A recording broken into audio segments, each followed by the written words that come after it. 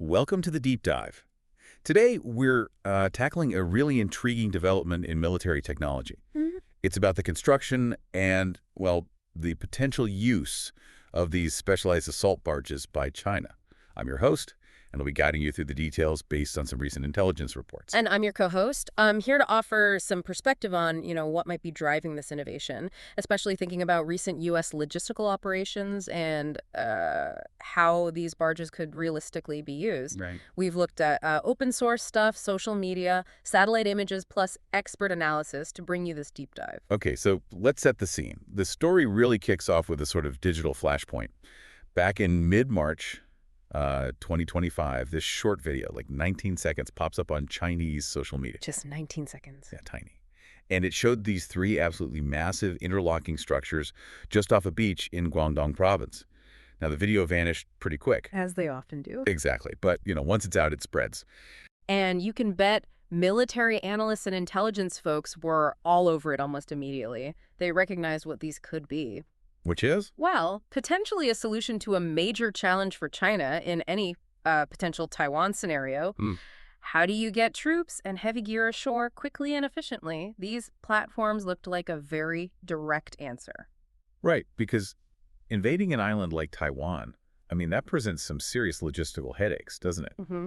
You've got limited beaches suitable for traditional landings, and taking ports is tough. Super tough. And these barges seem designed to just bypass those problems. How so? Think of them as mobile floating highways almost, or mobile piers. They connect the big transport ships, which have to sit in deeper water, directly to the shore. Oh, okay. So you get this continuous flow troops, tanks, supplies, everything without needing a port, without even needing the big ships to beach themselves. So these are definitely not your standard landing craft. We're talking much bigger, much more sophisticated. Oh, absolutely. Yeah. And there seem to be at least 3 distinct designs that analysts have picked up on.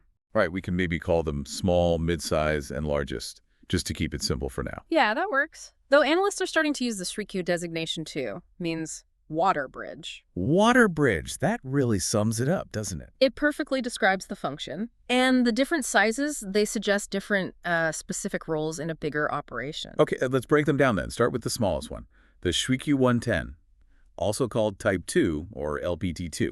Okay, yeah. So even the smallest is pretty big, about 360 feet long, 125 feet wide. It's got this long, extendable ramp, also 125 feet, and 4 jack-up legs. Jack-up legs, like on an oil rig. Kind of, yeah. These ones are about 110 feet long. It lets them lift the platform out of the water for stability. The smallest one seems like the beachhead connector, for the really shallow water right near the shore. What stood out to me about that one was how wide the platform is. Makes you think about what they need to get ashore first. Exactly. That width suggests it's probably crucial for offloading heavy engineering gear, bulldozers, graders, that sort of thing. You need to prep the beach fast for everything else coming behind. Right. Smooth out the landing area. Mm-hmm. And it likely has a very shallow draft, gets right in close. There's even some talk it might use jet drives, not props, for maneuvering in super shallow water. Makes sense. Okay, so moving up a step. The mid-size one. Shuikia 135, Type 1, LPT1. Yep. This one's bigger, roughly 440 feet long. It has 6 jack-up legs, and they're longer too, about 164 feet. And crucially, it has platforms on both sides. Both sides. Why is that significant? Well, it strongly suggests it's designed to act as an intermediary. Those side platforms let ferries or commercial-type transport ships dock alongside it. Ah, so it connects the bigger ships further out to those smaller beach units. That seems to be the idea. It bridges the gap. It's got ramps on port, starboard, and the stern, so very flexible for transferring vehicles. And interestingly, this one's also shown with radar equipment. A floating transfer station, basically. Okay, then there's the big one. The largest, Shuikia 185, or Type 3 LPT3. This thing sounds massive. It is over 600 feet long, 8 jack-up legs, also around 185 feet long. This one's clearly designed for the deep water, further offshore. And handling what kind of ships? The really big roll-off vessels, the ro-ros. China has a lot of these modified civilian ferries built to military specs. They carry tanks, trucks, lots of heavy gear. And this barge lets them unload. Right. It has a big stern ramp and another roll-on ramp on the side, so it acts like the main hub anchored further out, receiving from the largest transports. And the really wild part is, they can link these together. That's what the analysis suggests. position them end to end, maybe using the different types, and you could create a causeway nearly 2,800 feet long. That's almost a kilometer. Wow, a kilometer-long floating roadway out to sea. That's impressive. It really is. It lets them project serious logistical power pretty much anywhere along a suitable coastline, not just at established ports. And you mentioned they're not just static. They can move. Yeah, satellite imagery confirmed they're self-propelled. They can transit on their own. And those jack-up legs aren't just for show, they provide stability even in rougher seas, turns them into stable, elevated platforms. Stable enough to drive tanks across. That seems to be exactly the plan, especially with those modified civilian ro-ro ferries we mentioned. They're built tough, reinforced ramps, helipads even. And China mandates that civilian ships be available for military use, right? Correct. The National Defense Transportation Law. So you have this fleet of large ferries ready to carry military gear, and now these barges provide a way to unload them incredibly quickly. We're talking potentially hundreds of vehicles an hour, straight onto the causeway. The speed of construction is also pretty striking. It really is. Reports indicated, 5 to 7 under construction at Guangzhou's Shipyard International, a big planned supplier back in November 2024. Yeah, and by early March 2025, just a few months later, 3 of them, one of each type, had apparently launched and left. That suggests a really rapid production cycle, maybe 4 to 6 months per barge.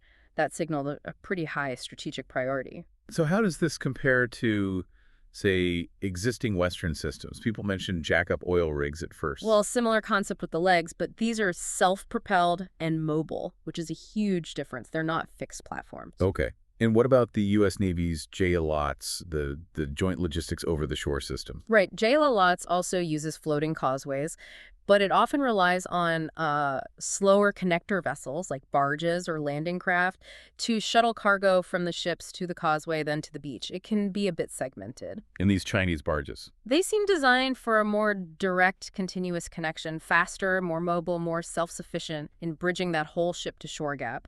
The speed difference could be significant in an actual operation. What about comparing them to something historical, like the Mulberry Harbors from WWII? They were also about creating port capacity where there was none. Good comparison in terms of the goal. But the Mulberries were essentially massive, fixed, temporary ports. They took ages to build and deploy. Right. These Chinese barges are mobile, much quicker to set up, and they act as mobile landing platforms, potentially opening up completely new beaches, not just improving existing ones. Big difference in flexibility. And analysts are calling them Shuiqiao Water Bridge. You mentioned that. And apparently prototypes were seen way back in 2022. Yes, which shows this isn't some sudden idea. It's been in development for years, indicating a serious, sustained effort. Which brings us to the strategic implications. This sounds potentially game-changing for Taiwan defense planning. It really could be. Taiwan's traditional strategy relies heavily on defending a limited number of suitable landing beaches. If these barges work as designed, they could potentially make vast stretches of Taiwan's coastline. Some sources say over 900 miles, others mention maybe 580 miles of the main island viable landing zones. Bypassing all the choke points. Exactly. And it makes China's huge fleet of ro-ro ferries much more effective as amphibious transports. It kind of multiplies their existing capability. So, shifting to that broader strategic view, what do you think China might have learned by watching, say, recent U.S. logistical efforts? Oh. That temporary pier in Gaza comes to mind. Different purpose, obviously, but still logistics over the shore. That's a really interesting point to consider. The Gaza pier, while for humanitarian aid and much smaller scale, was a very visible recent example of JLOTS in action. And, well, it faced challenges. It certainly did. Weather, sea states, logistical bottlenecks on the shore. Right.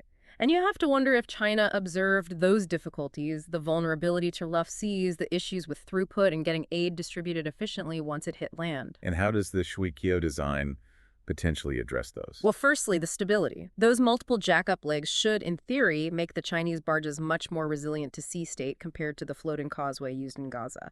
That's a big potential advantage. Okay, stability. What else? Throughput. The whole concept of the interconnected, self-propelled barges forming a continuous bridge seems engineered specifically to avoid the kind of bottlenecks seen with traditional JLOTS, where you have multiple transfer steps. The goal appears to be high volume, continuous flow directly from ship to shore. A direct land bridge, like you said earlier, cutting out the middle steps. Precisely. It looks like an attempt to engineer solutions to some of those known JLOTS challenges really prioritizing speed and the ability to move heavy stuff without interruption. So thinking about a potential conflict, Yeah. when would these likely show up? Not in the first wave hitting the beaches, presumably. Probably not. The consensus seems to be they wouldn't be part of the initial contested assault. That would likely still involve traditional amphibious vehicles and aircraft. Too vulnerable. Likely too slow, too big, and unarmored for that first wave. Instead, you'd expect them to arrive in a critical follow-on wave.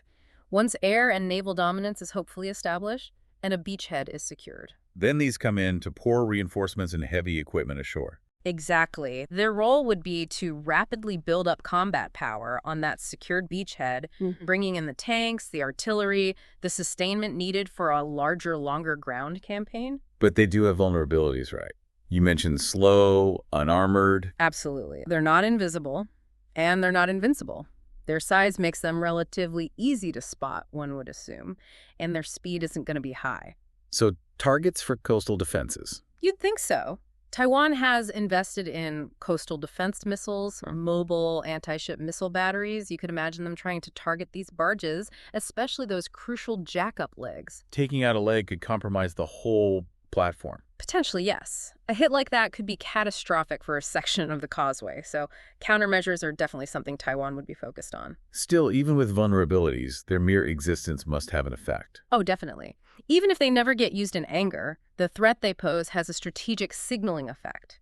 It forces Taiwan and the U.S., for that matter, to completely rethink defensive strategies. It just vastly expands the potential landing areas that need to be defended. You can't just focus on the obvious beaches anymore. It complicates planning, stretches resources, and introduces a whole new level of uncertainty. So the threat itself reshapes the strategic calculus. Exactly. It's a new, complex variable that has to be factored into any assessment of China's amphibious capabilities and intentions. Okay, so bringing this deep dive toward a close then, it seems pretty clear that China's development and now apparent testing of these unique assault barges is a really significant step up in their amphibious capability. No doubt about it. It's a potentially game-changing development, one that could genuinely alter the strategic thinking around a potential Taiwan conflict. It's fascinating, isn't it? How, well, basically a logistical tool can have such huge geopolitical ripples. It really highlights how military strategy is constantly evolving and why understanding these kinds of technological leaps is so crucial. It's not always about the frontline weapon systems. Logistics matter hugely. And for you, listening in, we really hope this deep dive has given you a clearer picture of this complex development. Hopefully we've pulled out the key details and insights without getting you bogged down. Yeah, and it leaves us with a really interesting thought, doesn't it? Considering how quickly these barges were developed and how unique they are, what other kinds of innovative military logistics solutions might be just over the horizon? Good question. And how might those further reshape strategies and geopolitics globally? Something to think about. Definitely. Well, thanks for joining us for this deep dive. If you found this useful, please do like and subscribe for more explorations of critical topics like this one. And if you'd like to support the show, you can find our GoFundMe link in the show notes. We appreciate your support.